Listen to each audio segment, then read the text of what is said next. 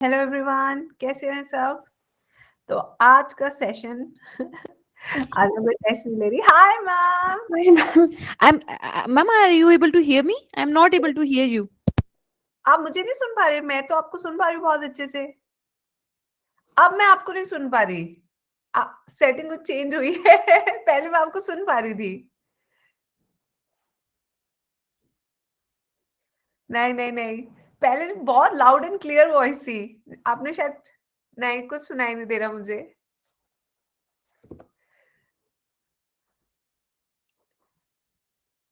Okay बच्चों, आज ऋतु ma'am और मैं दोनों साथ में। दिस द फर्स्ट टाइम हम दोनों को कॉम्बो हो रहा है।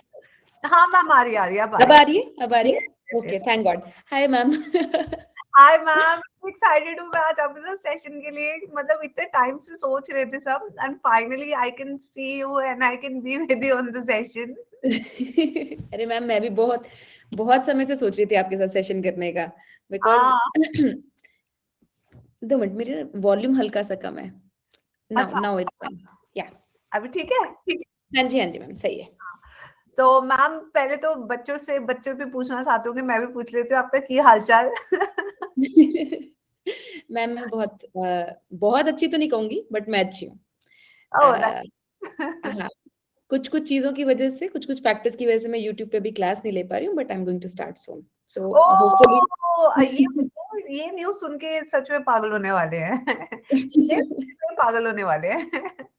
तो बच्चों देखो, इतना बड़ा सेशन आज हम दोनों आए हैं और उसमें सबसे अच्छी खुशखबरी देख रहे हो, मैम क्लासेस शुरू करने वाली है यूट्यूब पे। And nice. होपफुली मैं आपके साथ भी कुछ क्लासेस करूंगी, अगर आप करना चाहेंगे तो जरूर। अरे मैम, बिल्कुल मैम, फायदा तो इन्हीं का ही होना चाहिए, हमें तो पढ़ाना है। हाँ जी मैम, बिल्कुल बिल्कुल। हाँ, बहुत बढ़िया मैम, बहुत बढ़िया। मैं तो बहुत खुश हुई ये बात सुन के। आई एम तो वेरी वेरी हैप्पी। मैं भी बहुत बड़ी फैन हूँ मैम की। अरे ma'am, yes. Thank you so much ma'am. तो बच्चों, आज हमारा सेशन है कि बायो में आप कैसे मैक्सिमम स्कोर कर सकते हैं। तो looking at the experience, looking at everything, तो यहाँ पे आपके पास बेस्ट बायो टीचर्स है। ये मैं कह सकती हूँ, आज मैं कह सकती हूँ कि हमारे पास है, हम दोनों है यहाँ पे। तो यहाँ पे आप लोग आराम से सवाल पूछो, हम आपके जवाब देंगे। बट इनिशियली मेरे पास कुछ कुछ पॉइंट्स हैं, तो उस पर हम मैम से भी पूछेंगे कि मैम को क्या लगता है, एंड मुझे मेरी तरफ से क्या टिप्स हो सकती है। तो will take each and every topic और उस पर हम डिस्कशन करेंगे कि what can be the best strategy, जिससे आप जल्दी से जल्दी चीजें कम से कम टाइम में कवर कर सके। तो ये है सेशन का बेसिकली पूरा प्लान। ठीक है, तो स्टार्ट करते हैं। पहले हम अपने आज के सेशन से ही स्टार्ट करते हैं। हाँ, तो पहला पॉइंटर है, बड़ा इंपॉर्टेंट पॉइंटर है, नो न्यू बुक्स। हम्म मैम आप इस पे मैं बोलिए भी लिख पहले। लेती हूँ साथ साथ में, मैं भी अपने बच्चों को भी क्लास में बताया करूंगी जो आपके ट्यूटर्स हैं, क्योंकि मैम देखो, हर टीचर का जो एक्सपीरियंस होता है वो काउंट करता है, और हर टीचर का अपना हल्का हल्का अलग अलग एक्सपीरियंस होता है। ऐसे मेजोरिटी तो सेम ही रहता है, 80% जो मैं कहूंगी वही आप कहोगे, जो आप कहोगे वही मैं कहूंगी, बट 20% ऐसा होता है कि हर टीचर ने अलग बच्चे टैकल किए होते हैं, और वो कैसे पढ़ते थे, फिर उनके कैसे नंबर आए, फिर उस हिसाब से, इसलिए मैं लिख लेती हूँ अगर मुझे कोई नई चीज मिलती है, ताकि मैं अपने बच्चों को भी बता सकूं आगे। ठीक है मैम। तो यहाँ पे मैम सबसे पहला पॉइंट जो मुझे लगा कि हमें जिस पे डिस्कशन करना चाहिए, that is no new books. Ma'am बिल्कुल सही पॉइंट है। मैं अभी बैठ के बना रही थी कि हम क्या क्या बच्चों के फायदे के लिए मैक्सिमम बातें बता सकते हैं, तो I was making a list. तो ये मेरा भी पहला ही पॉइंट था कि आप क्या पढ़ोगे कि आपका समय बर्बाद ना हो और आप मैक्सिमम स्कोर कर सको। तो ये पॉइंट बिल्कुल सही है जो आपने सबसे पहले वाला बताया है। तो तो हाँ मैम, बोलिए बोलिए प्लीज, बोलिए तो बोलिए। मुझे लगता है कि लास्ट मिनट, जैसे कि इस बार का जैसे हम हालात देख रहे हैं, स्कूल सारे ऑलमोस्ट खुल चुके हैं हम्म। एंड कॉलेजेस भी खुल गए हैं। तो इस टाइम हम ये ना सोच के चले कि हमारा एग्जाम सितंबर में होगा। हाँ जी तो बिल्कुल। पहली चीज तो ये चीज बिल्कुल दिमाग से हमें निकाल देनी चाहिए, बिकॉज सब ऑफिसेस खुल चुके हैं और हम्म। आराम से चल भी रहे हैं। दिल्ली में हाँ। बस लॉकडाउन हुआ पॉल्यूशन के कारण, अदरवाइज सब खुला है, सब चल रहा है हम्म। बढ़िया से। तो हाँ जी इसलिए हाँ जी, फर्स्ट थॉट अगर हम देखें तो हमें मई में ही मान के चलना चाहिए हमारा एग्जाम है। बिल्कुल सही बात है, मई जून के आसपास हो जाएगा एग्जाम। हमारा एग्जाम हो जाएगा, तो मई जून का मतलब है कि हमारे पास 5 से 6 महीने ही है, 5 महीने ही हाँ है जी हमारे पास हाँ एक जी। प्रिपेयर करना। और इस टाइम पर अगर हम भटक रहे हैं तो आई थिंक हम्म। थोड़ा ब्लंडर हम कर रहे हैं। हम्म। Ma'am Yes. बिल्कुल सही बात बोली आपने। जो बच्चों को लगता है कि वो ज्यादा बुक्स पढ़ के ज्यादा मार्क्स ले आएंगे इस वक्त के पेपर के अनुसार, मतलब वो बच्चे, और कोई अगर उनको ऐसा बोल रहा है तो ये दोनों ही चीजें गलत हैं, अपने आप से सोचना भी और किसी का बोलना भी। क्योंकि जो हम 2017 से जो हमने पैटर्न देखा है ना, 2016 में तो मुश्किल पेपर आया था, 2015 में भी अजीब सा पेपर था, 17 से 21 का हम यही पैटर्न देख रहे हैं कि भाई दो तीन क्वेश्चंस को छोड़ के एग्जैक्टली एनसीईआरटी की लाइनें चेपी हुई हैं क्वेश्चंस में। बिल्कुल। तो मतलब कोई भी चीज करना, किसी इंस्टीट्यूट का मॉड्यूल उठाना, उसके एक्स्ट्रा पॉइंट्स कवर करना, मतलब जो चीज, मतलब मान लो मेरा बायोलॉजी का सिलेबस मान लो 1 घंटे में खत्म हो रहा है, दिस इज जस्ट, और उसको 3 घंटे खींचना, दैट मीन्स 3 टाइम्स उसी में टाइम देना, और किस लिए, 2 से 3 क्वेश्चंस के लिए। तो दिस डजंट मेक सेंस। अगर वही टाइम हम फिजिक्स केमिस्ट्री में डालेंगे तो सोचो हम कितना ज्यादा इंप्रूवमेंट कर सकते हैं। हम 20 क्वेश्चंस का इंप्रूवमेंट कर सकते हैं, हम 30 क्वेश्चंस का इंप्रूवमेंट कर सकते हैं। तो why to go for those 2 questions. और अब तो मैम वैसे भी वो आ रहा है, चॉइस जो आ रहा है, हाँ, तो 10 क्वेश्चन जो और उन्होंने ऐड कर दिया है, अब तो 100 क्वेश्चन हो गए इनके पास। हाँ जी हाँ जी, और जो मुश्किल क्वेश्चंस आ रहे हैं, आउट ऑफ सिलेबस आ रहे हैं, वो सारे के सारे चॉइस में है। तो ऐसे इतने बच्चे हैं इस बार जो एनसीईआरटी पढ़ के गए थे, जिन्होंने नॉर्मल नॉर्मल लेक्चर्स लगाए, एनसीईआरटी पढ़े और अपने क्वेश्चन प्रैक्टिस कर लिए, उनके आ रहे हैं 350 प्लस। कितने बच्चों के आ रहे हैं? सिली मिस्टेक्स हटा दो 1-2 क्वेश्चन में तो। यूट्यूब से पढ़ के भी मैंने देखा है कि 300 तो एवरेज स्कोर था, उससे कम तो कोई बोल ही नहीं रहा। हाँ हाँ, क्योंकि हाँ। ऐसे जो भी बच्चा, मैं मतलब अब ये रिस्ट्रिक्शन नहीं रही है कि जिस बच्चे के पास पैसा है वो स्कोर करेगा, या जो बच्चा मतलब जिसके मम्मी पापा डॉक्टर है वो डॉक्टर बनेगा क्योंकि उसको गाइडेंस मिलेगी, या उसके पास 1-2 लाख रुपया है तो वो डॉक्टर बनने के लिए तैयारी कर सकता है। यूट्यूब पे पढ़ा हुआ है सब कुछ। अगर कोई रियली में पढ़ना चाहता है, कितने टीचर्स का कितना अच्छा कंटेंट पड़ा हुआ है। बहुत। कहीं बच्चा पढ़ के और अगर उसको एनसीईआरटी से मैच कर ले कि जो ये टीचर कह रहा है इसका एनसीईआरटी से क्या रेलेवेंस है, और उसके बाद क्वेश्चंस लगा ले मैम, हर चैप्टर के 200-200 क्वेश्चंस लगा ले, तो भाई 330 340 तो आजकल मतलब कोई भी मेहनती बच्चा कर रहा है स्कोर। आपको बहुत सुपर इंटेलिजेंट होने की जरूरत नहीं है उस चीज को करने के लिए। तो यहाँ पे मेन बात निकल के आती है कि बच्चों भटकना नहीं है। आप ये बात समझो कि 350 बहुत बच्चे लेकर आए हैं, और ये 350 का स्कोर वो केवल और केवल अपने एनसीईआरटी और अपने टीचर के लेक्चर फॉलो करके और 200 क्वेश्चन लगा के पर चैप्टर लेकर आए हैं। हाँ जी, बिल्कुल बिल्कुल और सही बात अगर आप यहाँ पे इंस्टीट्यूट का मॉड्यूल पढ़ रहे हो, आप उनकी टेस्ट सीरीज के लिए प्रिपेयर कर रहे हो, basically not for the NEET. आपको है। ये आप बेसिकली उस इंस्टीट्यूट में फर्स्ट रैंक लाने के लिए प्रिपेयर कर रहे हो, ना कि नीट में रैंक लाने के लिए प्रिपेयर कर रहे हो। तो यहाँ पे आप सकते हो, यहाँ पे अरे आप हाँ, फुल अपना पूरा टाइम वेस्ट भी करते हो इतना एक्सेस मटेरियल पढ़ के। दूसरी चीज, आपका कॉन्फिडेंस कम होता है। क्यों? क्योंकि आप क्रिस्प नहीं हो पाते। आप याद करते हो 4 चीजें, जबकि एनसीईआरटी ने 2 दी है। अब तुम 2 भी नहीं याद कर पाते क्योंकि 4 चीजें करनी है। Slowly you build confusions. इतनी कंफ्यूजन होती है कि फिर आप बायो में सिली मिस्टेक करके आते हो। बिल्कुल सही बात कर रहे हो। और पता है मैम, कभी कभी ऐसा होता है कि एनसीईआरटी कुछ कह रही है, ठीक है, चाहे वो फैक्चुअली सही है हो या गलत हो, लेकिन एनसीईआरटी कह रही है। अगर हम उसके साथ 36 चीजें और पढ़ेंगे उस टॉपिक में, तो कहीं ना कहीं उस चीज का कॉन्ट्रडिक्शन आएगा। फिर बिल्कुल। बच्चा सोचेगा कि मैंने तो ये पढ़ा था, उसको एनसीईआरटी का लाइन नहीं याद रहेगा कि क्या एनसीईआरटी में लाइन था, उसको ये याद रहेगा कि नहीं मेरा टीचर तो बहुत ही हाँ, ज्यादा हाँ, पढ़ा लिखा है, उसने पीएचडी करी हुई है, उसने फलाना किया हुआ है, उसको हाँ। पता था तो उसने ये कहा था, और वो गलती करके आएगा। तो ये मेरे साथ क्योंकि मैम हो चुका है मैं जब स्टूडेंट थी खुद, 2008 की बात है, 2007 की, तो भाई हमें मॉड्यूल पढ़ाने को देते थे। मुझे पता है तब मैं बच्ची थी कि भाई एनसीईआरटी से आता है पेपर, हालांकि तब तो फिर भी थोड़ा बहुत बाहर से आ जाता, पर इतना नहीं बाहर से आता था। मैं मॉड्यूल पढ़ती रहती थी, फिर क्वेश्चन आ जाते थे एनसीईआरटी से, फिर मैं सोचती थी यार ये तो मैंने पढ़ा नहीं। सबसे ज्यादा तो होता था एनिमल किंगडम, प्लांट किंगडम में। एंड महीने पढ़ाती थी मैं एनिमल किंगडम में, अपना एक्सपीरियंस भी बता रही हूँ। 3 महीने में पढ़ाती थी, और जब ह्यूमन फिजियो का टाइम होता था, जहाँ पे एक्चुअली मुझे 3 महीने लगाने चाहिए, वहां पे मैं 3 हफ्ते लगाती हूँ। क्यों? हाँ क्योंकि हाँ टाइम बचता था इंस्टीट्यूट हाँ में। हाँ हाँ हाँ हाँ हाँ। होती थी। जब मैं स्टूडेंट थी, मैंने मोनेरा, सिर्फ मोनेरा बायोलॉजिकल क्लासिफिकेशन का 1 महीने पढ़ा है। इतना मोटा मॉड्यूल दिया गया मुझे कि इसे पढ़ डालो, कौन सा बैक्टीरिया ये करता है, कौन सा हाँ, बैक्टीरिया रेन की स्मेल देता, पता नहीं क्या क्या। नहीं रिसर्च चाहिए, करना है, यहाँ से नहीं, रिसर्च। नहीं चाहिए। ये तुम अपने दोस्तों को एंटरटेन करने के लिए याद कर सकते हो फैक्ट्स, नीट के लिए नहीं चाहिए तुम लोगों को ये फैक्ट्स कि कौन सा बैक्टीरिया क्या करता है। जो एनसीईआरटी में है वही आएगा, कौन सा बैक्टीरिया क्या करता है, और कहीं से कुछ हाँ, नहीं आने वाला है। तो आई थिंक ये वाला पॉइंट हमने बहुत अच्छे से डिस्कस किया कि अब जो आपके 5 महीने बचे हैं उसमें स्ट्रिक्टली आपको एनसीईआरटी करनी है। मैं लिख देती हूँ आपके लिए बच्चों, आपने एनसीईआरटी करनी है। आपने एटलीस्ट पर चैप्टर 200 क्वेश्चंस लगाने हैं हाँ जी, हाँ पर जी।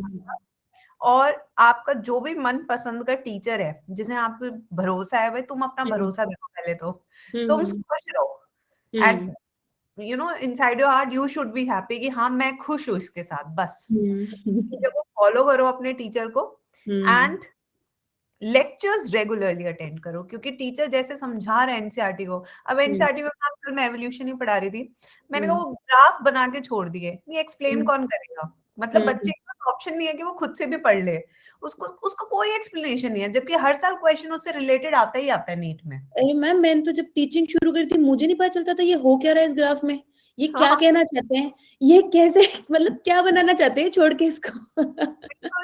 तो बच्चों का तो है ही है ये चीज, बिल्कुल है, सही कह रहे हो आप। ये चीज आपको समझनी होगी कि बायो में लेक्चर जो आप सोचते हैं ना कि खुद से मैं बायो पढ़ लूंगा, ये बहुत बड़ा थॉट गलत है आपका। 50% वो बायो का है, आप उसे बहुत ज्यादा अंडर एस्टिमेट कर देते हो उस 360 मार्क्स को ना। बायो का हर लेक्चर चाहे एनिमल किंगडम का क्यों ना हो, एनिमल किंगडम में टीचर आपको बता देगा कि 4 फाइल में यहाँ से क्वेश्चन हर साल आते हैं, मतलब कि ऑलमोस्ट क्वेश्चन यहीं से ही अटकेगा, तो आपको बता दिया उसने आपका सिलेबस कितना कम कर दिया। चीजें नेसेसरी है जो आपको क्लास में ही मिलेगा। क्लासेस रेगुलरली कर लो, एनसीईआरटी को रिवाइज कर लो और हर दिन बैठ के उसके 50-50 क्वेश्चन लगा लो। मोड देते हैं इसके लिए बस। ये मैम आपने बहुत सही पॉइंट बोला है, जो अंडर एस्टिमेट करने वाली बात है, क्योंकि बहुत सारा बच्चा ऐसा होता है जो जब वो क्लास में पढ़ते हैं तो हमें लगता है कि यार ये तो बहुत बढ़िया कर रहा है, सारे जवाब दे रहा है, ठीक है, इस तरीके से। बट जब वो मार्क्स आते हैं तो कहीं जैसे हम 350 प्लस एक्सपेक्ट कर रहे होते हैं और वो बच्चा 320 पे, 325 पे, ऐसे 310 पे अटक जाता है।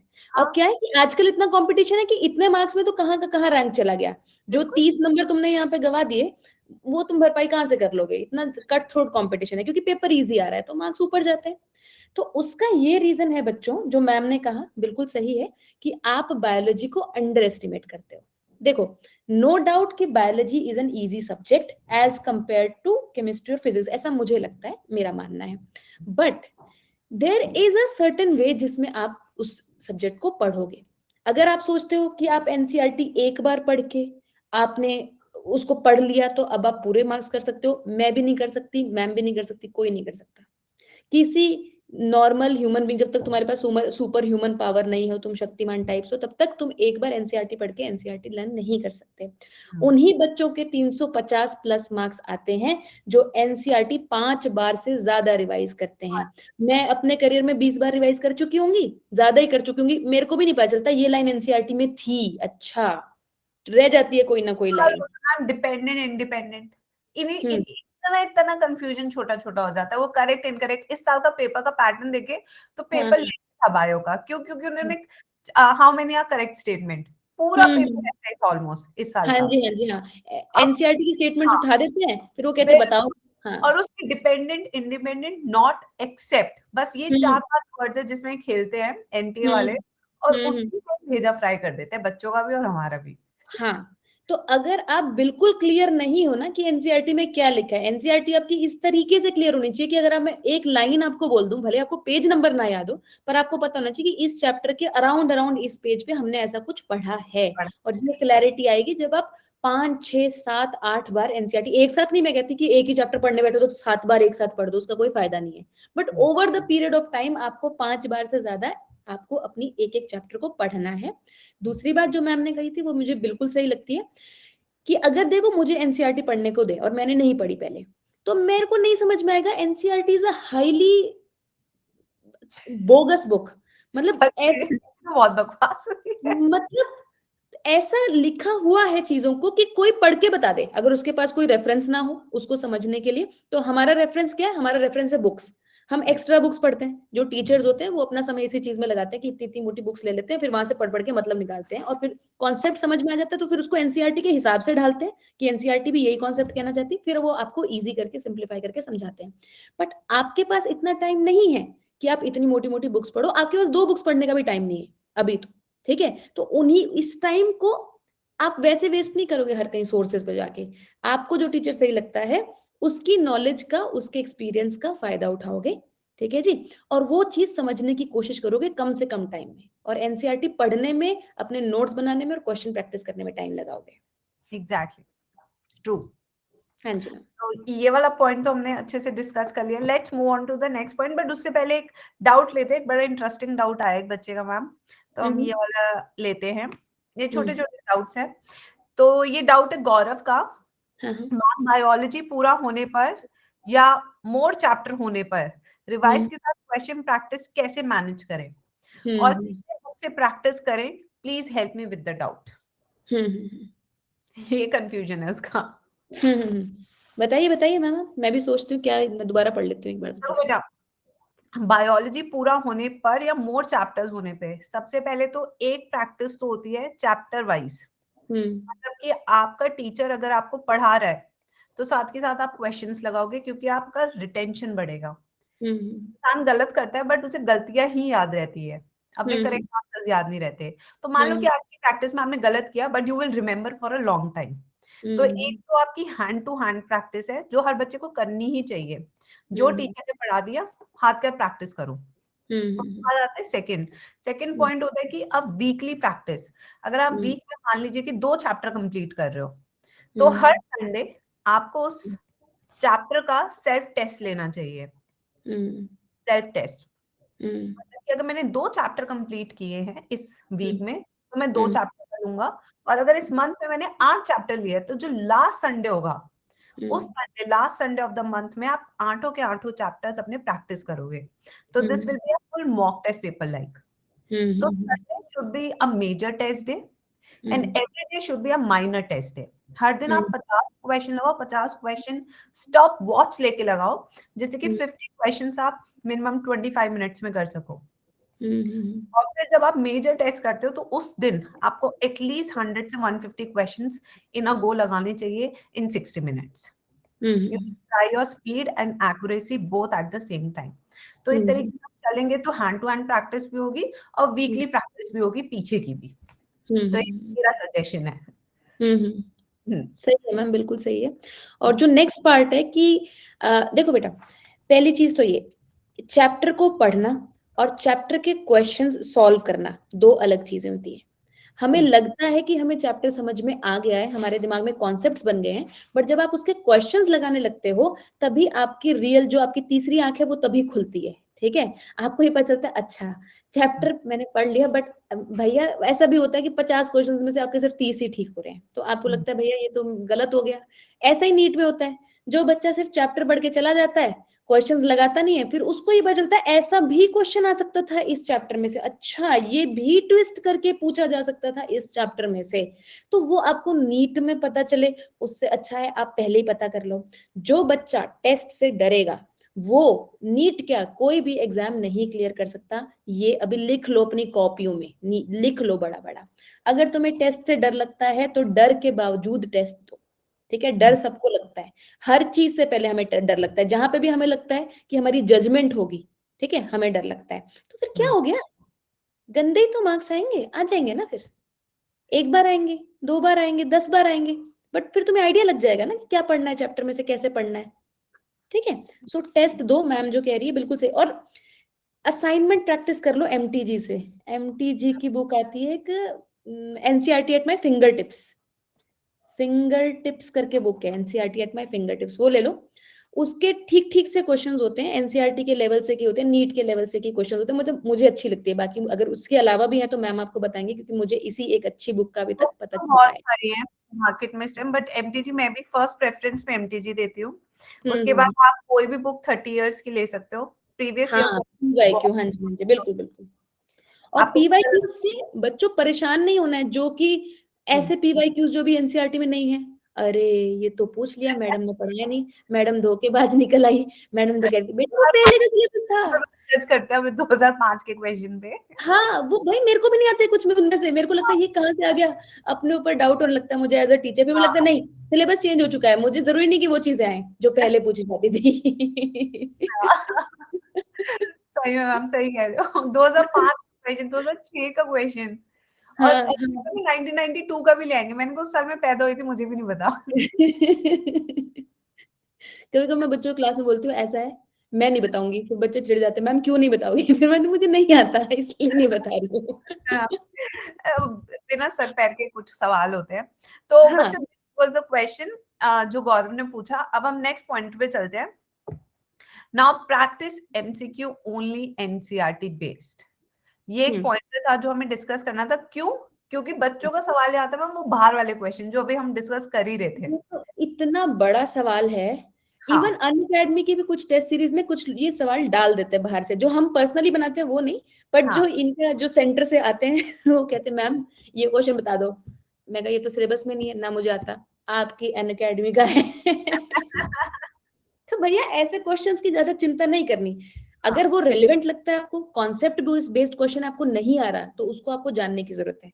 ठीक है, एनसीईआरटी बेस्ड है, नहीं आ रहा तो जानने की, अगर बहुत बार रिपीट हुआ है तो भी जानने की जरूरत है। मान लो वो पिछले 15 साल में 3-4 बार रिपीट हो गया, तो वो जानने की जरूरत है, क्योंकि अब अगर वो दोबारा भी आ सकता है as an out of syllabus question, तो उसको जान लो। लेकिन कोई रैंडम क्वेश्चन 2002 में आया, उसके बाद कभी नहीं आया और आपके सिलेबस में नहीं है, तो उसके लिए चिंता मत करो। आप आंसर देखना चाहते हो, आंसर देख लो, पर उसको दिल पे मत लो कि मुझे तो ये आया नहीं, मैं उन बच्चों से कैसे compete करूंगा, ऋषि मुनियों से जिनको ये आता है। कोई फर्क नहीं पड़ता उनको क्या आता है, जो एनसीईआरटी में वो आता है उसी से फर्क पड़ता है, और कोई फर्क नहीं पड़ता किसी चीज से। हाँ, इसमें जैसे कि कुछ एग्जांपल्स मैं कोट कर देती हूँ। जैसे कि आप लोग कई बार हमें बहुत परेशान करते हो रिप्रोच चैप्टर में, वो ग्रे क्रेसेंट पे वो एक हम्म क्वेश्चन आया था 2006 में। हम्म उस साल के बाद एनसीईआरटी बदल गई थी, पूरा हम्म फॉर्मेट हम्म हो गया था 2006 में। अब हम्म 2006 में जब एनसीईआरटी बदल गई तो तुम भी बदलो, सिलेबस चेंज हो गया था, उसके बाद वो क्वेश्चन नहीं आया कभी। बट फिर भी लाइन में लिखवा देते जिससे तुम हमें ज्यादा परेशान ना करो। तो ऐसे क्वेश्चन फ्रीक्वेंसी अब खत्म हो चुकी है ओवर द टाइम। वहीं पे अगर दूसरे क्वेश्चन देखे कि हाँ ऐसे कौन से क्वेश्चन है जो आउट ऑफ एनसीईआरटी और फिर भी पूछे जा रहे हैं, तो इसमें हम थोड़े से चैप्टर्स ले सकते हैं, जैसे ह्यूमन हाँ फिजियो। जी, हाँ बिल्कुल बिल्कुल बिल्कुल। और वो भी ऐसे क्वेश्चंस नहीं आएंगे कि जो बिल्कुल बाहर के हैं, छू के चला जाएगा एनसीईआरटी से। एक लाइक चैप्टर जिससे मैम बहुत बाहर से आएंगे, वो है ह्यूमन रिप्रोडक्शन का लास्ट पार्ट। ऐसे लास्ट। गंदे क्वेश्चन देते हैं वो, जो कि ना मुझे पता, ना बुक्स में पढ़ा होता मैंने, ना कहीं मुझे मिलता है, गूगल पे ढूंढ ढूंढ के जिसके आंसर निकालने पड़ते हैं। I don't know why they do that, but they do that. हाँ, ये करते हैं मैम। जैसे सहेली का उन्होंने पूरा मैकेनिज्म पूछ लिया था, कहीं पे भी सहेली का फंक्शन नहीं लिखा, मैकेनिज्म नहीं लिखा, वो तुम पढ़ा देते थे तो इसलिए ये लोग अटेम्प्ट कर रहे हैं। बट मैकेनिज्म कहीं मेंशन नहीं है एनसीईआरटी में। तो कुछ ऐसे चैप्टर्स हैं जहाँ पे आप, जैसे कि हमने पहले ही कहा था कि टीचर्स के लेक्चर लेने जरूरी है, क्योंकि टीचर को एग्जैक्टली पता है कि यहाँ से बाहर आ सकता है, बिल्कुल सही क्योंकि बात हम है। टीचर है। इसीलिए, क्योंकि हम्म 300 250 आप खुद भी ला सकते हो पढ़ के, बट हम्म 300 से आगे हम्म जाना, that is where you need a mentor. And also भाई, मतलब जो हमने पहले बात की थी आउट ऑफ सिलेबस वाला, तो चलो एक एक छोटा पार्ट है। मान लो किसी को आउट ऑफ सिलेबस नहीं पढ़ना, मत पढ़ो, 2 क्वेश्चन है, छोड़ दो, 8 नंबर छोड़ दो, बाकी कर लो। ठीक है, अपने 352 मार्क्स ले, बहुत बढ़िया है, इतने मार्क्स 350 मार्क्स ले, बहुत बढ़िया है, फिजिक्स केमिस्ट्री में लगाओ जोर, बढ़िया से बढ़िया तुम लोगों को कॉलेज मिल जाएगा, वो बात ठीक है। बट जो सिलेबस में है, जैसे ह्यूमन फिजियोलॉजी, मतलब जब तक आप किसी टीचर से या किसी भी अपने सीनियर से या कोई भी जिससे भी आप समझना चाहते हो, अपने स्कूल टीचर से समझ लो, अपने ट्यूशन टीचर से समझ लो, अन अकेडमी से समझ लो, जहां मर्जी से समझ लो, जब तक आप वो नहीं समझोगे ना कि उसका मैकेनिज्म क्या है, जो वो बताना चाह रहा है चंद शब्दों में जो उसने लिख दिया है, एक्चुअली वो एक बड़ा मैकेनिज्म है, और वो क्वेश्चन फिर डीप डीप पूछते हैं उस मैकेनिज्म से। तो उसके लिए आपको चाहिए कोई ना कोई बताने के लिए, सीधे साफ शब्दों में बताने के लिए। आराम से, बिल्कुल बढ़िया से। तो हाँ यहाँ जी। पे स्पेशली मैंने जो लिखा है पॉइंटर में, वो ये लिखा है practice MCQ only NCERT based. इसका मैम रेफरेंस है। एक बच्चा कह रहा है आपकी वॉइस क्लियर नहीं है, वॉइस क्लियर नहीं है? पूछना बच्चों जरा। वॉइस नहीं है क्या?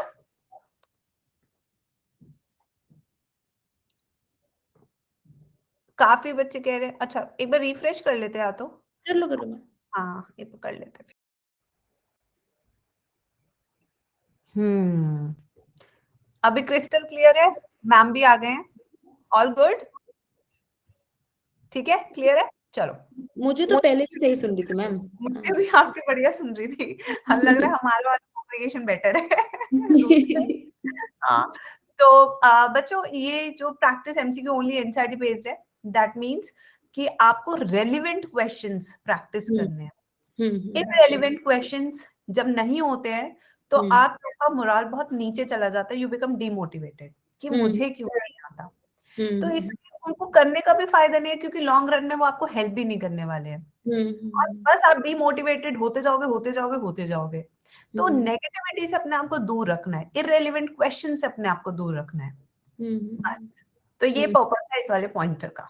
बिल्कुल सही बात है। नेक्स्ट पे चलते हैं मैम। जैसे मैम ने शुरू में बोला था कि एटलीस्ट 5 टाइम्स रिवाइज करनी चाहिए, तो वो तो चलो 360 ऑन 360, बट जो 350 में लाना चाहते हो उसे at least revise full NCERT 3 times. तो ये इम्पोर्टेंट है कि how many times you are revising your NCERT. तो मैम आप बताओ इसके ऊपर कुछ। मैम मुझे तो ऐसे लगता है जैसे कि ना एक लाइन है मान लो, ठीक है, अब वो फैक्चुअली करेक्ट नहीं है इतनी ज्यादा, मतलब वो ठीक हो भी सकती है, ठीक नहीं भी हो सकती, इररेलेवेंट, मतलब डिपेंड करता है, ठीक है। जैसे एक लाइन है कि मैम फर्टिलाइजेशन तभी होती है, ह्यूमन रिप्रोडक्शन का लाइन है कि जब ओवम और स्पर्म एम्प्यूला में एक साथ पहुंचते हैं। हाँ। अब ये क्वेश्चन कभी मैंने अटेम्प्ट किया था शायद, या तो मैं तब टीचिंग शुरू करी थी, पता नहीं, मैं खुद स्टूडेंट थी। साइमल्टेनियसली, ये वो अंग्रेजी का शब्द भी फिक्स है उस क्वेश्चन में। साइमल्टेनियसली, अब मैंने क्या सोचा कि साइमल्टेनियसली तो होता नहीं है, जरूरी नहीं है, हो सकता है स्पर्म 48 आवर्स पहले इंटरकोर्स हुआ, पहले पहुंच गया, ओवम बाद में आया, तो मैंने उसको लेट होके आया हो। हाँ, तो मैंने सोचा कि ये तो गलत स्टेटमेंट है, साइमल्टेनियसली जरूरी नहीं है, क्यों, मैं अपने कॉन्सेप्ट के हिसाब से जा रही थी। तो मुझे पता चला कि मेरा क्वेश्चन गलत है, क्योंकि एनसीईआरटी में ये लाइन लिखी हुई है। सो इस चीज को तो जितना एम्फेसिस मतलब किया जाए उतना कम है। अब मैम पता है आपको, जब मैंने अनअकैडमी पढ़ाना शुरू किया था ना, उससे पहले मैं आकाश में पढ़ाती थी, मैं एनसीईआरटी नहीं पढ़ाती थी बच्चों को, मैं कॉन्सेप्ट सिखाती थी, क्योंकि मुझे लगता था कि कॉन्सेप्ट आ गया तो बच्चे एनसीईआरटी तो पढ़ ही लेंगे। जब उनको एनसीईआरटी, भाई मेरे को ये पता चला कि नहीं, इनको एनसीईआरटी पढ़ाओ, क्लास के अंदर पढ़ाओ, एक एक शब्द इनको दिखाओ कि ये देखो। तो एनसीईआरटी हाईलाइट सीरीज का मैंने जन्म किया था, मैंने हाँ, और यूट्यूब पे एनसीईआरटी का एक एक शब्द पढ़ा दो इनको, हाँ, दे दो कि भाई एनसीईआरटी ये कहती है, मैं नहीं कहती, एनसीईआरटी ये कहती है। अब गलत सही एनसीईआरटी कहती है। हाँ, बिल्कुल सही सीरीज है मैम, इस बार भी चला देना दोबारा से भैया। मैं सही हालत में आती हूँ, मैं फिर से ना उसका 2.2 शुरू करूंगी। इसको उसी से ही फायदा होता है। हाँ, किसी कुछ भी कर लो, एनसीईआरटी के शब्द तुमको पता होने चाहिए, एनसीईआरटी की लाइन तुमको पता होनी चाहिए। कोई भी लाइन उठा के तुम कहोगे इतनी गंदी लाइन पे क्वेश्चन बना दिया, मेरा करियर इस लाइन पे बेस्ड था, 4 नंबर कट गए, ऐसी ऐसी तुम्हें लाइनों पे क्वेश्चन आ जाएंगे। सो पढ़ो, एक बार पढ़ो, एक बार पहले तो तुम्हें क्लास में हम लोग पढ़ा देते हैं, जब हम लोग पढ़ाते हैं एक बार तो तुम्हें क्लास में पढ़ा देंगे, ठीक है, फिर खुद से भी तो पढ़ोगे। एक बच्चा मुझसे नोट्स के लिए पूछ रहा था जस्ट अभी कि मैम नोट्स वो हैं जो आप क्लास में बनवाते हो, कोई भी टीचर क्लास में बनवाता है, या एनसीईआरटी के नोट्स बनाए? तो बेटा दोनों के बनेंगे, जो टीचर पढ़ाएगा उसके भी बनेंगे, उसके बाद आप एनसीईआरटी पढ़ोगे और उसमें आप अपने नोट्स ऐड करोगे, ठीक है, फिर आप अपने फेयर नोट्स बनाओगे। आप कहो मैम हमारी जिंदगी निकल जाएगी इस चीज में, जितनी बार लिखोगे उतनी बार लर्न भी तो होगा ना, तो that is a kind of. हाँ, बायो को याद करने का कोई शॉर्टकट नहीं है, ये तुम्हें पसीना निकालना ही पड़ेगा इन हाथों से। हाँ, हम टीचर्स होके एक एक चीज लिखते हैं यार, आज भी अगर 3 बैचेस की क्लास है तो तीनों में सेम चीज लिख कर आएंगे, बट लिख के तो आएंगे। हम तो चाहे स्लाइड भी पढ़ा सकते हैं, कंपल्सन थोड़ी है, बट फिर भी। और ऋतु मैम और मेरा तो काफी हद तक टीचिंग स्टाइल भी सेम है कि हम काले बोर्ड पे आ जाते हैं और उसको छापना शुरू कर देते हैं, एक हेडिंग लिख के लाते हैं बस ऊपर। सोचो हम आज भी हमारी आदत है कि हम सब लिखेंगे और इनको आलस आता है। हाँ, ये कहते हैं ma'am notes for this chapter, ma'am notes और नहीं मिलेंगे तुम लोगों को, नोट्स अपने नोट्स खुद बनाओ। एग्जैक्टली, मैं यही बोलती हूँ मैम, सेम। मेरे से कहते हैं मैम लास्ट के 10 डेज में ना क्या होता है, यूट्यूब पे आपने देखा होगा लास्ट के 10 डेज में नोट्स बंटने शुरू होते हैं। सब कोई नोट्स बांट रहा है, मेरे नोट्स पढ़ लो ये हो जाएगा, मेरे नोट्स पढ़ लो ये हो जाएगा। तो सब नोट्स के लिए ऐसे भाग रहे होते हैं, बस मेरे को नोट्स मिल जाए। मैं कहा हमारे बच्चे पहले से बना के बैठे हैं, क्या नोट्स में बांटूं? और 10 कर क्या लोगे अगर तुमने पूरे साल बायो नहीं पढ़ी?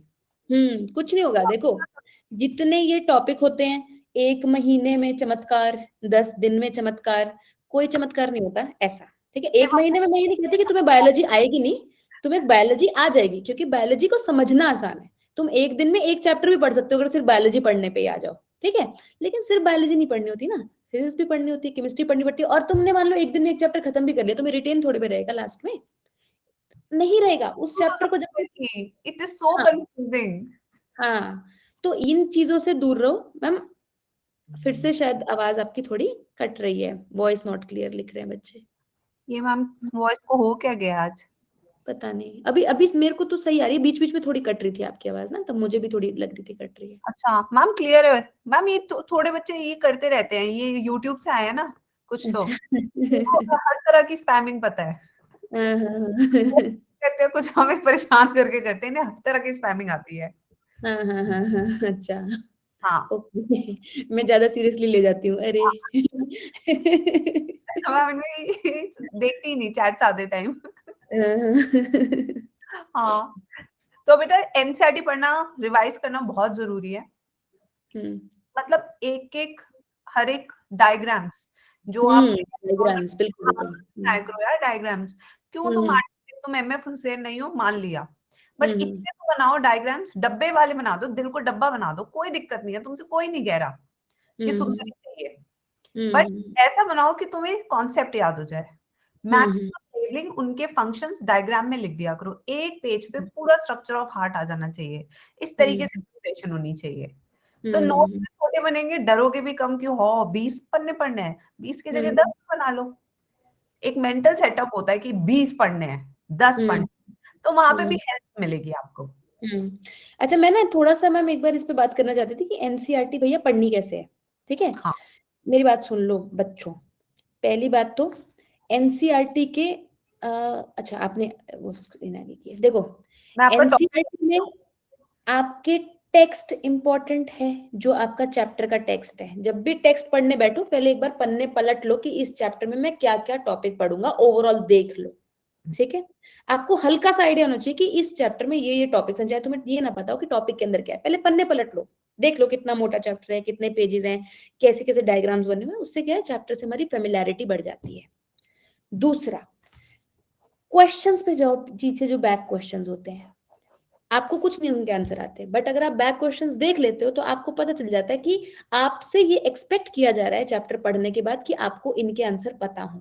तो फिर उन्हीं चीजों पे जब आप पढ़ोगे ना तो आपको याद आएगा, अच्छा मैंने पीछे इसका क्वेश्चन भी देखा था, फिर आप ध्यान से पढ़ोगे, ठीक है? कई बार ऐसा होता है कि जो एनसीईआरटी के टेक्स्ट में बात नहीं लिखी होती वो क्वेश्चन में पूछ ली जाती है। मान लो कोई एग्जांपल पूछ लिया गया है, ठीक है? एक बार एवोल्यूशन में हॉर्स के बारे में पीछे क्वेश्चन था, और हॉर्स के एवोल्यूशन पे चैप्टर के अंदर टेक्स्ट नहीं था, नीट में हॉर्स पे क्वेश्चन आ गया था जिसमें टेक्स्ट में जो था नहीं। तो पीछे के बैक क्वेश्चंस बहुत ज्यादा इंपॉर्टेंट होते हैं, हमेशा उनको देखो, उनको सॉल्व करो, ठीक है? तीसरी बात, समरी को कभी मत छोड़ो। जो टेक्स्ट होता है कभी कभी उसमें एक आधी लाइन ऐसी नहीं होती जो समरी में होती है, और मुझे भी कभी कभी मैं मिस कर जाती हूँ, मैं कहती हूँ ये तो लाइन है ही नहीं एनसीईआरटी में, बच्चे और मेरी लड़ाई हो जाती है, फिर बच्चे मुझे स्क्रीनशॉट भेज देते हैं समरी का, फिर मुझे पता चलता है अच्छा ओके। तो समरी मत छोड़ो। देन हर यूनिट से आगे एक साइंटिस्ट होता है, उसके बारे में भी जान लो, उन्होंने क्या किया है अपनी जिंदगी में, ठीक है? हालांकि उसमें से क्वेश्चंस नहीं आते, ना के बराबर आते हैं, बट अगर वो एनसीईआरटी में है तो उसको जान लो। अगला पॉइंट, हाई जो डार्कन्ड पॉइंट्स हैं, भैया मैं एग्जामिनर हूं तो मैं कैसे पेपर बनाऊंगी? मेरे को जो सबसे आसान तरीका लगेगा मैं उससे पेपर बनाऊंगी। क्या मुझे क्या दिखेंगे? मुझे दिखेंगे डायग्राम्स सबसे पहले। लो जी, बच्चों को फंसाओ डायग्राम में, डायग्राम दो, डायग्राम से रिलेटेड क्वेश्चन पूछो। चाहे डायग्राम लेबल्ड भी नहीं है एनसीईआरटी में, आपको लेबलिंग आनी चाहिए डायग्राम की। अगर कोई डायग्राम बिना लेबल का है, आपको पता होना चाहिए उस डायग्राम में क्या क्या चीजें दिखाई हुई हैं। दूसरी बात, बोल्ड पॉइंट्स जो आपकी एनसीईआरटी में डार्क किए गए वो हैं। भैया मैंने एनसीईआरटी खोली, मुझे तुम्हारे लिए टेस्ट बनाया, सबसे पहले मैं डार्क पॉइंट से क्वेश्चन बनाऊंगी कि अच्छा ठीक है ये तो बच्चों को दिखना ही चाहिए, ये तो आना ही चाहिए, आई विल मेक क्वेश्चंस। सो ये चीजें मिस मत करो। आई होप तुमने साथ साथ में लिख ली, मैम ने भी लिख दिए। मैंने सारे पॉइंट्स लिख दिए जो जो मैम ने बोला है। ऑर्डर में लिख दिया कि how you have to go through the chapter of NCERT. Summary बहुत इंपॉर्टेंट है, जैसे मैम ने कहा। इसके एक दो मैं एग्जांपल्स भी देती हूँ, जैसे कि एवोल्यूशन चैप्टर में पैरेलल एवोल्यूशन कहीं नहीं दिया हुआ, बट वहां पे दिया हुआ है, लास्ट लाइन ही है, लैंग्वेज का है पॉइंट, ह्यूमन लैंग्वेज का। इस तरीके के पॉइंट चैप्टर में नहीं है, बट वहां से क्वेश्चन आता है। एनाटॉमिकल यूनिट क्या होती है मसल की, ये सब चीजें दी हुई है। स्ट्रक्चरल यूनिट कौन सी है, ये चीजें दी हुई है। ये छोटे छोटे क्वेश्चंस हैं जो आज है, तो summary is very very important. बिल्कुल सही बात है ये। तो इसके बाद हम नेक्स्ट पे चलते हैं, every Sunday full mock test. ये बहुत जरूरी होता है। इसका रीजन मैं बताती हूँ बच्चों, फुल मॉक टेस्ट पेपर। और सबसे बड़ी गलती आप क्या करते हो, कई बार मैंने देखा बस बच्चे बैठ जाते हैं मॉक टेस्ट पेपर करने, but there is no time based practice, time limit. हाँ, और ये सबसे बेवकूफी भरी बात होती है। और कभी कभी तो बच्चे से कर लेते हैं, ये क्वेश्चन मैंने कर लिया, अब मैं देख लूं इसका आंसर क्या है। हाँ, मैंने तो ठीक कर दिया। ऐसे बच्चों के 360 मार्क्स भी आ जाते हैं कभी कभी, एक एक क्वेश्चन कर करके आंसर चेक कर। सच में।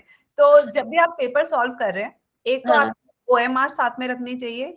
ये घरेलू प्रैक्टिस मत क्या करो कि वहीं पे मैंने टिक कर दिया आंसर। बेस्ट वे कि जैसे आप एग्जामिनेशन हॉल में हो, क्योंकि OMR को फिल करने में भी टाइम लगता है, और अगर गलत फिल कर रहे हो वो भी आपकी एक बहुत बड़ा ब्लंडर है। तो यू शुड नो कि मैं क्यों गलत फिल कर रहा हूँ। आप रियलाइज तो करो अपने मिस्टेक्स जो पेपर में कर सकते हो आप। तो OMR लेके बैठो, बहुत सस्ती आती है OMR, उसकी फोटो कॉपी करा लो यार, 25-25 पैसे की जाती है, करा लो। फिर उसके बाद एक टाइमर लगा के होना चाहिए कि अगर मेरे 100 क्वेश्चंस है, जैसे कि नीट का पैटर्न अगर हम बायो का देखें तो 100 क्वेश्चन एक्सपेक्ट करता है बच्चा 45 मिनट्स में करे, बाकी टाइम वो दे फिजिक्स और केमिस्ट्री को। तो यहाँ पे बहुत रैपिड प्रैक्टिस चाहिए, और ये प्रैक्टिस कैसे आएगी, टाइम बेस से। और ऐसे कोई बच्चा नहीं करेगा कि टाइमर बीच में रोक दिया, अब मैं खाना खाने जा रहा हूँ, फिर मेरा टाइम दोबारा से शुरू हो जाएगा वहीं से। ये हद से कोई नहीं करेगा, क्योंकि मैंने करी थी जब मैं तैयारी कर रही थी। तो OMR होनी चाहिए, टाइमर होना चाहिए, क्वेश्चन पेपर आपके सामने होना चाहिए, और एग्जामिनेशन हॉल का माहौल होता है कि एक आवाजदार पंखा या मरा हुआ पंखा ऊपर चलते रहना चाहिए। अगर गर्मियों में प्रैक्टिस कर रहे हो तो AC नहीं चलना चाहिए, क्योंकि एग्जामिनेशन हॉल में नहीं होता। तो basically you have to simulate the exact environment. आपको रेप्लिका बनाना है अपने घर में कि मम्मी अब मैं जा रहा हूँ देने टेस्ट, मेरे को आशीर्वाद भी दो, बिल्कुल फील वही आनी चाहिए। अब इतनी फील लोगे तो जब एग्जाम आएगा तो लगेगा कि ये तो मेरा डेली का काम था, क्योंकि मैं फील लेते रहता था इसकी दिन भर। भैया, एग्जाम में जो आप नॉर्मल में जिंदगी जी रहे हो, उससे एकदम से 20 टाइम ज्यादा प्रेशर आपके सिर पे आके बैठ जाएगा। आपका गला सूखेगा, आपको लगेगा ये तो मुझे पता ही नहीं था कि मुझे ध्यान से अपना नाम और ये सब फिल करना है। आप अपना नाम तक गलत फिल करके आओगे, जो फर्स्ट टाइमर्स हैं, इतना बंदे हो जाते हैं। रोल नंबर गलत फिल कराओगे, हाँ नाम तो करते ही नहीं है, खैर ठीक है। OMR गलत फिल होने लगेगी, अच्छा मैं तो A करना चाहता था, मैंने B कर दिया, वहां पे फ्लूइड भी नहीं देगा कोई तुमको। सो अपने आप को थोड़ा मेंटली स्ट्रांग बनाओ। OMR मैम बिल्कुल सही कह रही है, OMR भरो, ठीक है, और भरने के प्रैक्टिस करो। हाँ, जो भी तुम्हारा टेक्निक है भरने का, उसको साथ साथ में प्रैक्टिस करो, भरो भरो भरो। गलत हो रहा है तो फिर उसको एक्सेप्ट करो कि गलती है, ये नहीं घर में फ्लूइड ढूंढने चले गए ना। अपने नंबर काटो वहां पे कि क्यों मैंने गलत भरा ना, तो नंबर तो कटेगा, -1 तो मिलेगा ही मिलेगा। यही सेम प्रोसेस नीट के पेपर में मिलना है फिर। हाँ, और पेपर जब देने लगे हो तो ऐसे वर्ड्स को, जैसे मैम ने पहले बात करी थी, उन वर्ड्स को मार्क करो, जैसे कि एक्सेप्ट, इसका क्या मीनिंग होता है? All of these are mammals except, सारे मैमल्स हैं, इसके अलावा, इसको छोड़ के। तो अपने को क्या ढूंढना है, कौन सा मैमल नहीं है इनमें से। मतलब ये जो मैम कौन कौन से वर्ड्स आपने बताए थे? एक तो एक्सेप्ट था, correct, incorrect, which of the following is incorrect. अगर तुम पेन पेपर से कर रहे हो तो ऐसे क्वेश्चंस में करेक्ट इनकरेक्ट को गोला मार दो, ताकि तुम्हारा ध्यान जाए कि करेक्ट स्टेटमेंट नहीं मार्क कर देनी जब इनकरेक्ट पूछी गई है तो, ठीक है। मैमल नहीं मार्क कर देना जब एक्सेप्ट मैमल पूछा गया है तो। सो ऐसे कीवर्ड्स को हमेशा मार्क करो। मैं भी करती हूँ अगर मैं पेन पेपर में कोई टेस्ट करती हूँ। हाँ बिल्कुल। Even when I am also solving, मेरा सबसे पहले एक्सेप्ट, इनकरेक्ट, करेक्ट पे जाता है। ट्रू, नॉट ट्रू, ये सब चीजें, ठीक है। मैम बता ही रही है सारे क्वेश्चन इसी प्रकार से आ रहे हैं। तुम्हें नहीं विश्वास हो रहा तो क्वेश्चन पेपर देख लो 2021 का। 2021 का पेपर तो पूरा ही यही था, इतना लेंदी पेपर था कि मुझे सॉल्व करने में 1 घंटा लगा। जब स्ट्रेस नहीं था, कुछ नहीं था, मुझे 1 घंटा लगा। I have to read it twice कि मैं गलत ना आंसर दूं। और मैम मुझे तो कुछ क्वेश्चन सॉल्व करने में एनसीईआरटी भी लगी कि ये तो लगी कहाँ थी, वेयर इज देयर, दिए कहाँ पे। तो अब सोचो मेरे को एनसीईआरटी लग रही है मैम क्या? बॉटनी के साल कुछ क्वेश्चंस ऐसे थे जिसमें एनसीईआरटी उठानी पड़ी।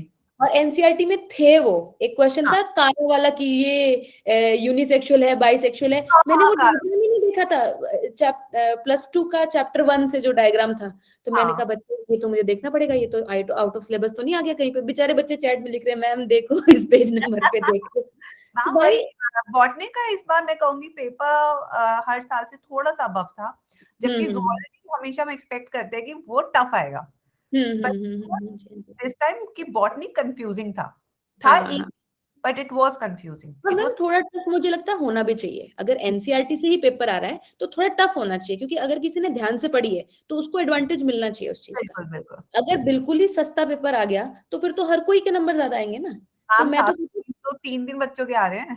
हाँ क्या चीज। जमाना बदल चुका है, 720 में से 720 3 दिन बच्चों के फुल परफेक्ट स्कोर आ रहे हैं। हाँ तो मैं तो ये चाहती हूँ कि बायो हल्की सी डिफिकल्ट आए और एनसीईआरटी से आए, ताकि हाँ हम हमारे पास तो एडवांटेज है ना। देखो हर किसी के पास इस गाइडेंस का भी एडवांटेज नहीं होता। बहुत सारा बच्चा है जो भटक रहा है मॉड्यूल्स के बीच में, बहुत सारा बच्चा है जो इतनी मोटी मोटी प्रदीप की बुक्स पढ़ रहा है। तुम्हारे पास ये एडवांटेज है कि तुम्हारे पास गाइडेंस है कि एनसीईआरटी से आएगा। बिल्कुल तो बिल्कुल। एनसीईआरटी से आएगा तो थोड़ा मुश्किल ही आए तो तुम लोगों के लिए फायदा है, समझ रहे हो। अब मैम मैं एक आध डाउट लेती हूँ जो मुझे लगता है कि हाँ बाकियों की भी हेल्प हो जाएगी उससे। हाँ हाँ हाँ मैम बिल्कुल। ऐसा कुछ डाउट बढ़िया से ले लेते हैं। आ, हम्म, अच्छा, ये वाला डाउट मुझे लगता है कि this can help lot of students, common doubt लग रहा है ये।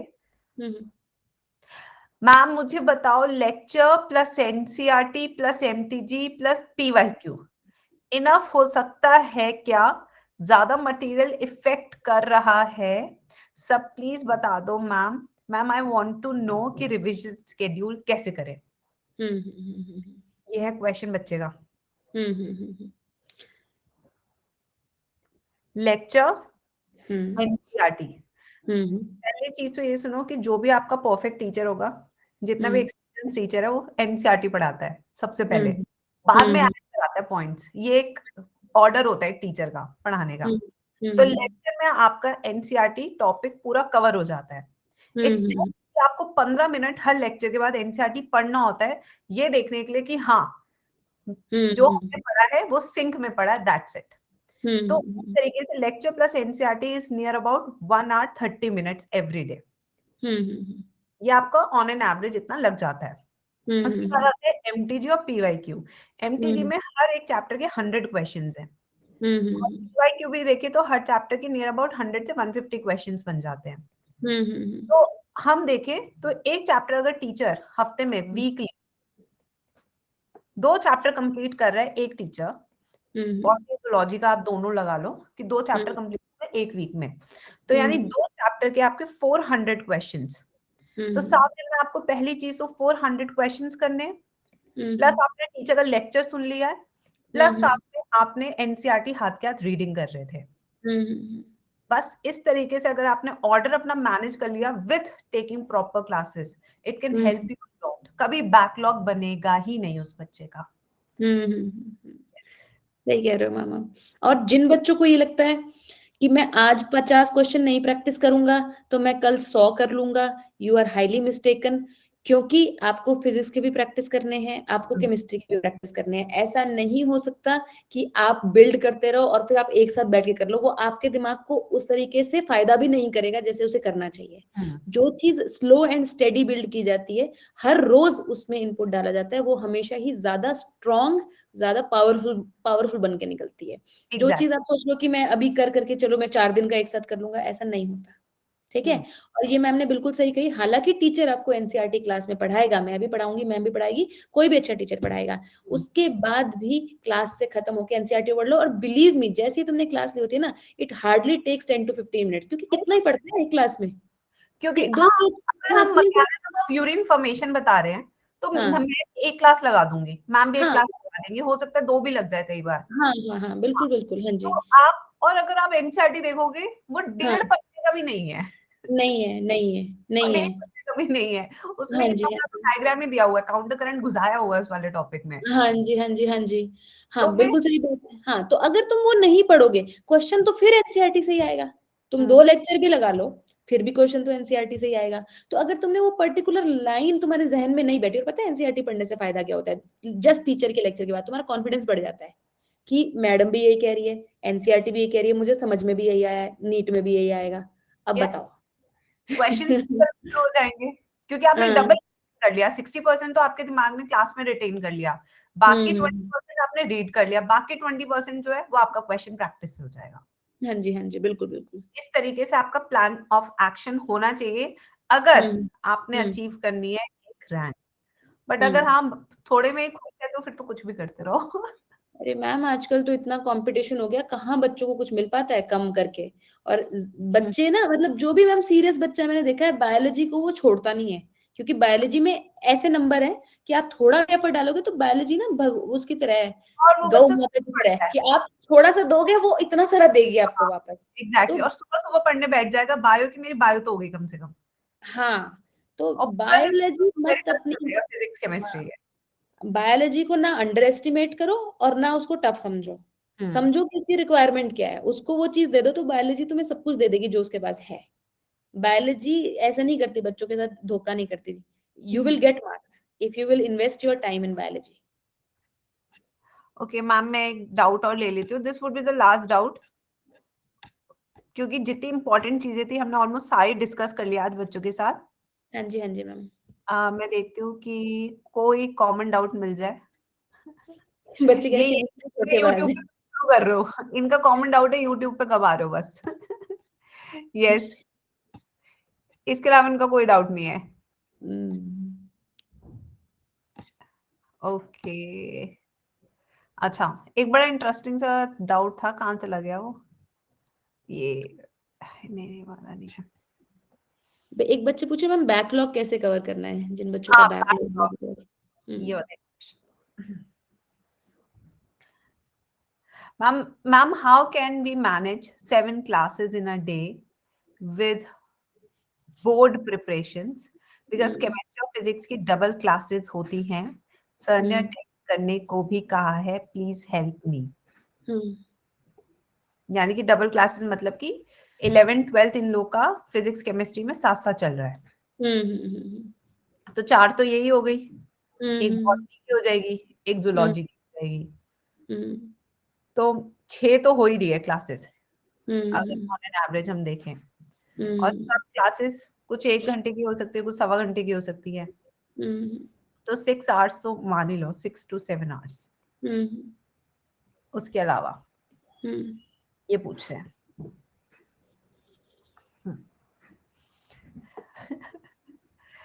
ये तो बड़ा टफ है, हाउ कैन क्योंकि एक साथ 2 क्लासेस पढ़ना ही बच्चे के लिए तुम काफी। लोग स्कूल जा रहे हो अभी, तुम लोग स्कूल जा रहे हो? स्कूल ड्रॉपर्स है तुम्हारा, हाँ, ये ड्रॉपर्स की सिचुएशन है ना, स्कूल वाले बच्चों की तो सिचुएशन नहीं है ना, जो 11th-12th साथ कर रहा है वो तो ड्रॉपर ही है भाई।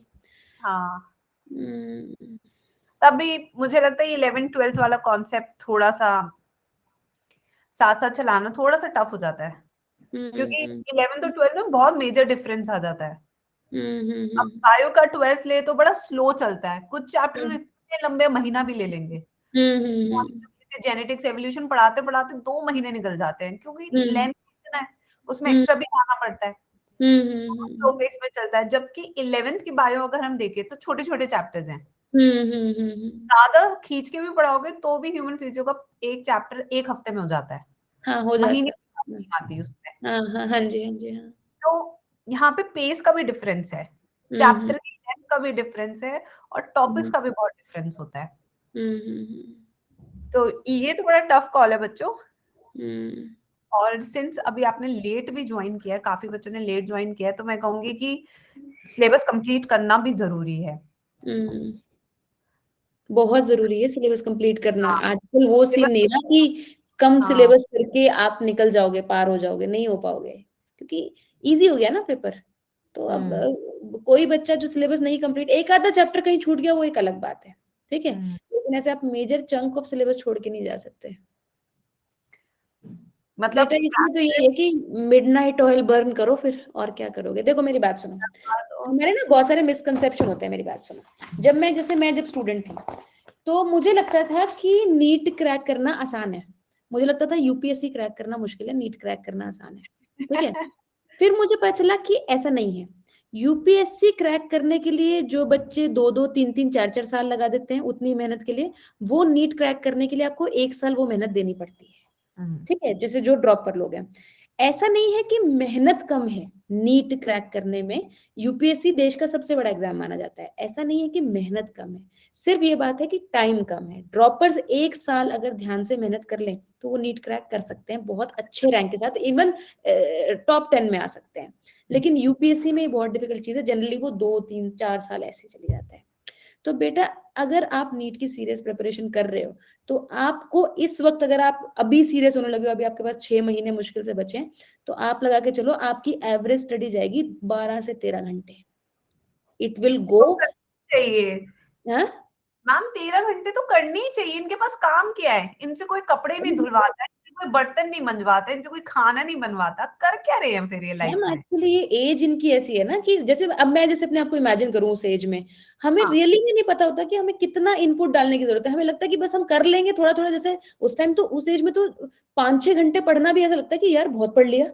अब जैसे एक बच्चा 24 साल का बच्चा है, ठीक है, इंसान है, 24 साल का है, 23 साल का है, उसका मेच्योरिटी लेवल एक बिल्कुल ही अलग स्टेज पे चला जाता है। उसको पता है कि भाई ये एग्जाम क्रैक करने के लिए मुझे इतना लगेगा, उसके सीनियर्स उसको गाइड कर देते हैं। बट ये जो एज है ना मैम, 15 साल, 16 साल, 17 साल, इनको पता ही नहीं है कि ये किस चीज को फेस करने जा रहे हैं। इनको लगता है कि अगर मैं 5-6 घंटे सीरियसली पढ़ लूं तो मेरा हो जाएगा। और कुछ टॉपर्स ऐसा बोल देते हैं, उनका रैंक आ जाता है, फिर वो करते हैं अरे मैं 4 घंटे पढ़ा था, तुम्हें क्या पता मैं ये करता था। भाई वो करते होंगे, उनका नहीं पता मुझे क्या करते हैं, पर तुम नहीं कर पाओगे। आराम से तुम 12-13 घंटे दोगे, और मतलब ऐसा 12-13 घंटे मतलब सीरियस स्टडी वाला। ये 12-13 घंटे नहीं कि आधा घंटा पढ़ा तो फिर आधा घंटा चाय पीने में निकाल दिया। बहुत सारे बच्चे पहले तो हॉस्टल्स में रहते थे प्रिपरेशन करने के लिए, अब तो तुम लोग घर पे ही हो, अच्छा मम्मी से बात करने में निकाल दिया, टीवी देखने में निकाल दिया। Now is not that time. अब तो ऐसा सा टाइम है कि सीरियस स्टडी करो 2 घंटे की, 1.5 घंटे की, उसके बाद लो 15-20 मिनट का ब्रेक, और उसमें भी ऐसा कंस्ट्रक्टिव सा ब्रेक लो, आधे घंटे का ले लो मान लो। ऐसा ब्रेक लो जो कि तुम्हें रिजुविनेट करे, रादर देन तुम्हें तुम्हारा दिमाग खराब करे। देखो मैम, टीवी देखते हैं आंखें और दर्द करती है, वैसे ही आजकल ऑनलाइन स्टडीज हो गई है, उसमें हाँ टीवी देखेंगे। हाँ, इंस्टाग्राम चलाओगे, इंस्टाग्राम की स्टोरीज देखोगे, तो वो स्टोरीज तुम्हारा दिमाग खराब करती हैं, वो कॉन्टिन्यूसली घूमती है तुम्हारे। That is not ma'am, entertainment. ठीक है, ऐसा मैं भी करती हूँ। जब मेरे को लगता है कि मेरे को ब्रेक लेना, तो चलो इंस्टाग्राम स्क्रॉल करो। मतलब मैंने देखा है कि सोने से पहले अगर मैं इंस्टाग्राम स्क्रॉल कर लूं तो मेरे दिमाग में इंस्टाग्राम ही घूमता है, सोते हो I do not get a good sleep. Yes Facebook scroll करोगे, हालांकि आजकल तो फेसबुक कौन ही स्क्रॉल करता है। Anything you go on social media, if you have time, your brain will not be rejuvenated to work again. So you have to choose your break wisely. ठीक है, कुछ खा लो, एनर्जी अपनी रीगेन कर लो।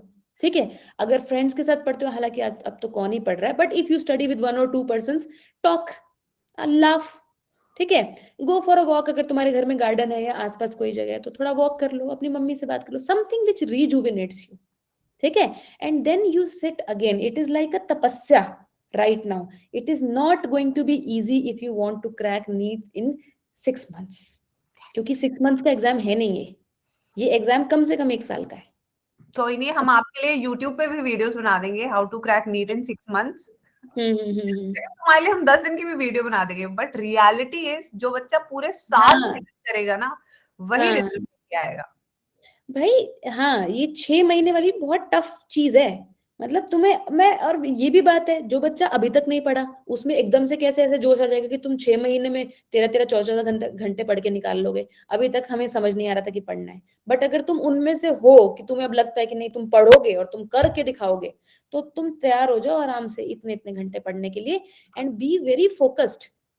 इतनी क्लासें भी लगाओगे, ब्रेक दोगे अपने दिमाग को, मेडिटेट करोगे, और उसके बाद क्वेश्चंस भी लगाओगे।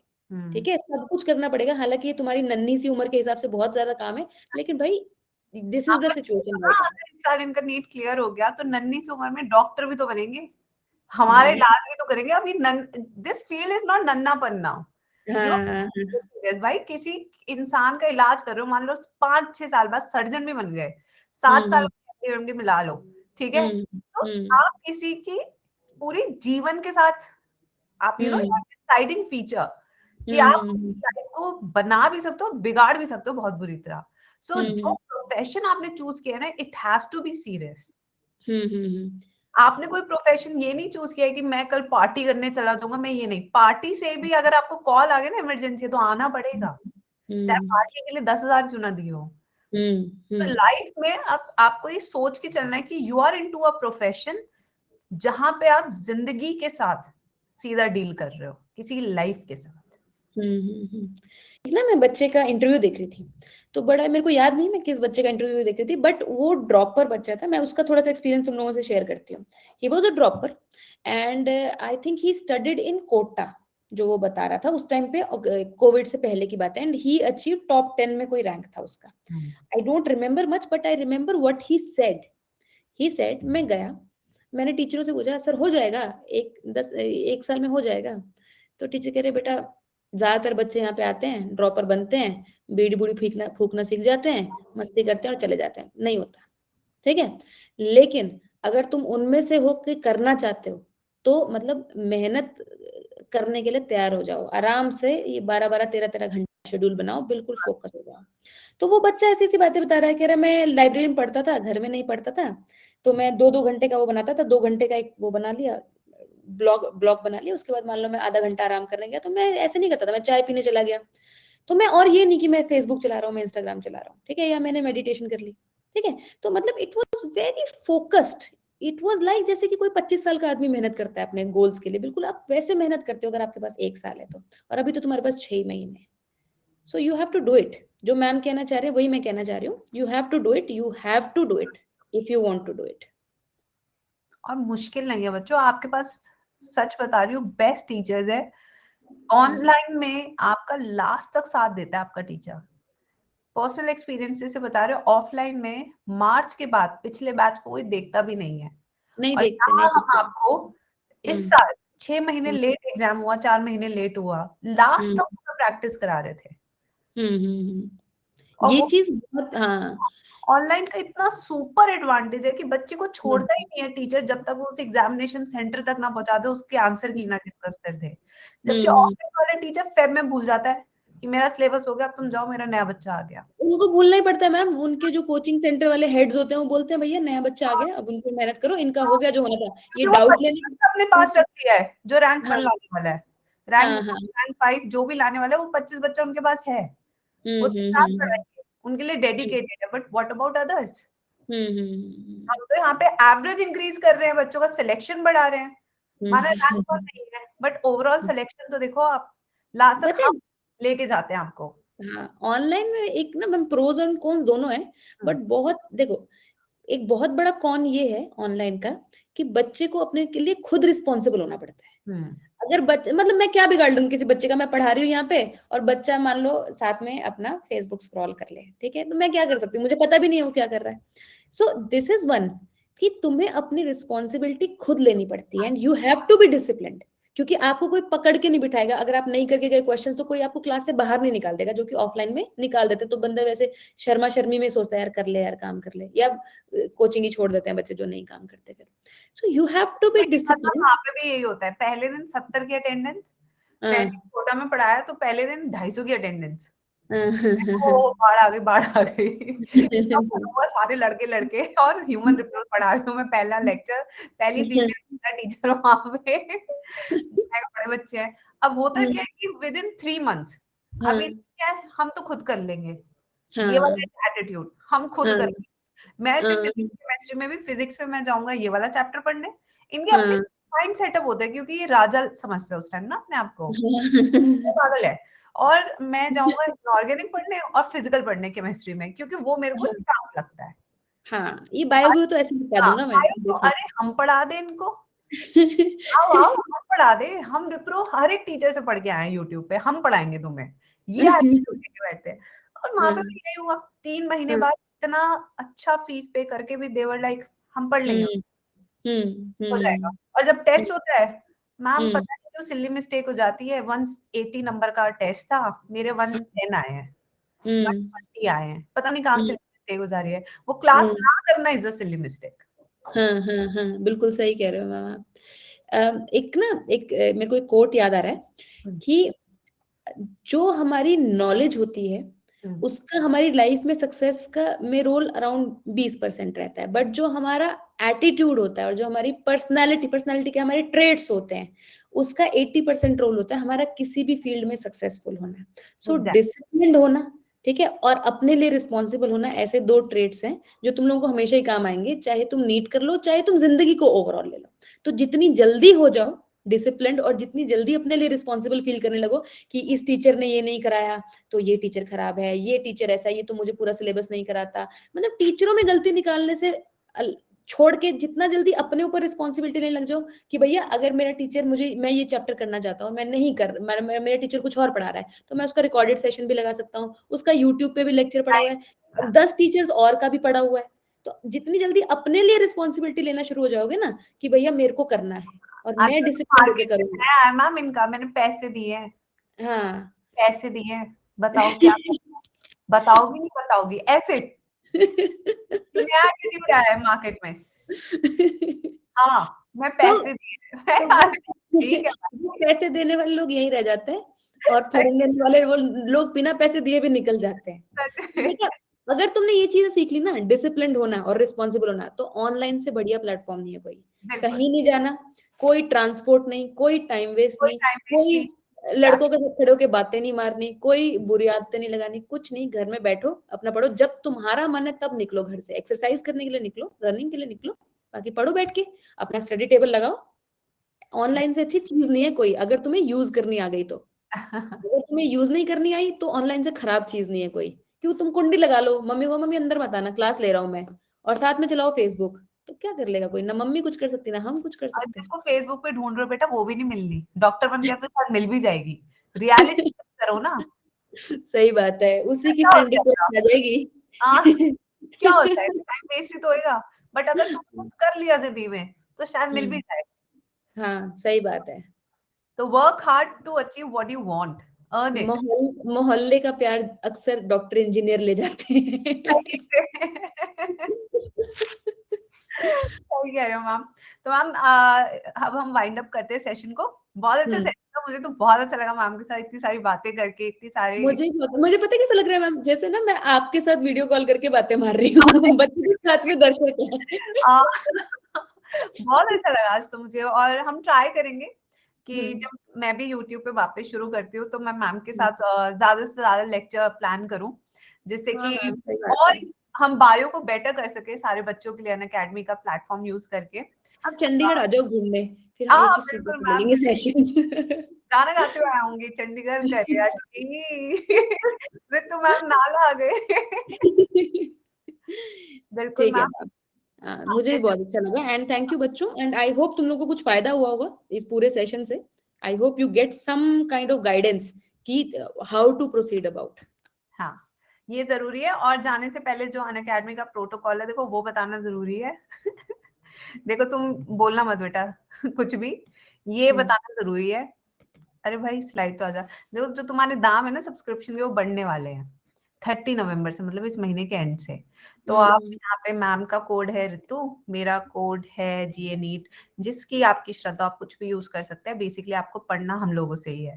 तो जैसे भी आप आना चाहते हो आप उस माध्यम से आ सकते हैं, बट अभी आओगे तो आपको काफी सेविंग्स मिलेगी, बाद में आओगे तो ज्यादा पे करना पड़ेगा। तो अगर करना ही है ज्वाइन तो लेट स्टार्ट फ्रॉम टुडे, क्योंकि फिर हमारे बैचेस का भी सिलेबस आगे जा रहा है। फिर आपका एक सवाल होगा हम बैकलॉग कैसे करें।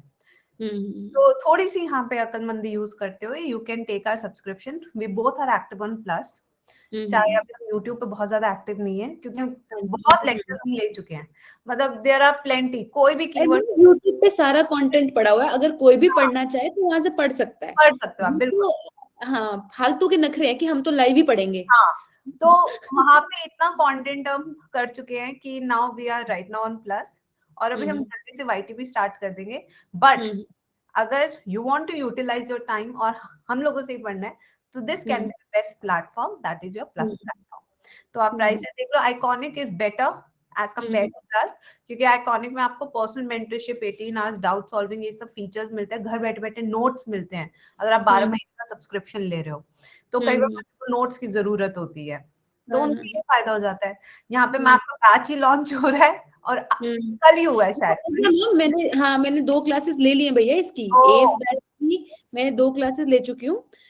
मॉर्फोलॉजी इसमें पढ़ाऊंगी, एनाटॉमी पढ़ाऊंगी और एनिमल टिश्यू कॉकरोच, मतलब 1 यूनिट इसमें उसमें खत्म करेंगे। तो देखो मैम ने शुरू भी कर दिया है, तो वही मैं कह रही हूँ जितना लेट होगा उतनी मैम की क्लासेस मिस हो जाएगी। और अगर कोई अभी सब्सक्रिप्शन लेगा तो भैया ये 2 क्लासेस का वो रिकॉर्डेड सेशन लगा के आना है, ऐसे कोई नहीं आएगा मुंह उठा के मैम कुछ नहीं आ रहा है। ठीक है। तो यहाँ पे आप देख सकते हैं सारे आपके फेवरेट एजुकेटर्स ही दिख रहे हैं मुझे, तो बिल्कुल बढ़िया से बढ़िया सारे टीचर। और एक रैपिड रिवीजन ऑफ 11th पे जिनका 12th का सिलेबस चल रहा है और 11th रिवाइज करना चाहते हैं, वो भी एक है बैच, तो आप कर सकते हो बच्चों। तो बहुत सारे ऑप्शंस हैं आपके पास। Now this is unique feature also. एक कॉम्बैट एग्जाम भी होता है हर संडे, अगर आप बहुत ज्यादा अफोर्ड नहीं कर सकते तो कॉम्बैट में आ जाइए, वहां पे स्कॉलरशिप उठाइए, अपने दम पे उठाइए और 100% स्कॉलरशिप। क्लास एक्सटेंड करना मैम, क्लास एक्सटेंड करना कर दी। अच्छा ठीक है। तो आपको बेटा वो सब कॉम्बैट में स्कॉलरशिप भी मिलती है और हर संडे 11 बजे टेस्ट होता है, आप जाके दीजिए, सारे प्रबंध है। हाँ एक बात बताओ, आप लोग कॉम्बैट क्यों नहीं देते हो? कॉम्बैट फ्री का टेस्ट है, एनसीईआरटी बेस्ड टेस्ट है, स्कॉलरशिप तुमको मिलती है उस चीज में अगर तुम अनअकैडमी का सब्सक्रिप्शन लेना चाहते हो तो। अगर तुम नहीं लेना चाहते तो it is like a test series for free, आपको पता चलता रहता है कि भैया आप कहाँ पे स्टैंड करते हो। मुझे ये समझ नहीं आता कि कॉम्बैट तो तुमको बढ़ चढ़ के लेना चाहिए, चाहे कोई टीचर तुम्हें बोले ना बोले, खुद से कॉम्बैट दो ना, प्लस में आ जाओ। ये भी तो फायदा है ना उसका, जिस संडे में तुम्हारा लग गया चांस, मान लो उसी संडे तुम्हारी स्कॉलरशिप आ जाएगी। कितने बच्चे मेरे बैच में जो 70% स्कॉलरशिप लेके बैठे हुए हैं। सही बात है। हाँ, तो 30% ही तो पे करना है, इतना तो पेरेंट्स हाँ ही बोल देते हैं। तो बेटा बैचेस मैम के जैसे शुरू हैं, try to enrol fast and come with more sessions like this time to time, जो आपकी गाइडेंस के लिए मुझे लगता है बहुत अमेजिंग होने वाले हैं। तो बायो में हो सका तो हम किसी दिन ऐसे टेस्ट भी ले लेंगे and botany zoology we can have a combat of botany zoology also, ये सब चीजें के लिए करते रहेंगे आगे। ठीक है? ठीक है, ठीक है। Thank you so much ma'am, thank you guys for joining us. Bye bye, thank you, I hope it help you. Bye ma'am, thank you so much. Bye ma'am, take care बच्चों, bye bye. You too ma'am.